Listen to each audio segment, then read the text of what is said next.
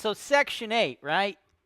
You get real rich, you make a lot of money, but you got the hassle factor, the pain in the butt factor, the fact that your tenants are tough, they're crazy, they're dirty, they're lazy, they're annoying, they're obnoxious. They're just really hard to work with, folks.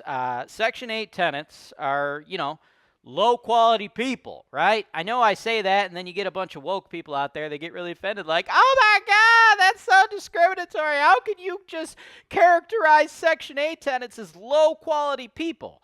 Because I can, because it's obvious, because it is truthful, undeniable fact, okay? A high-quality individual would be someone that can not only care for themselves, they'd be able to be so good at taking care of themselves, they have the ability to care for others and give back to others, whereas a Section 8 tenant is completely on the opposite end of the spectrum. Not only can they not give to others, they can't even care for themselves. They require the taxpayer to pay their hard-earned money to put a roof over their own head and take care of their families. I'm sorry to say it.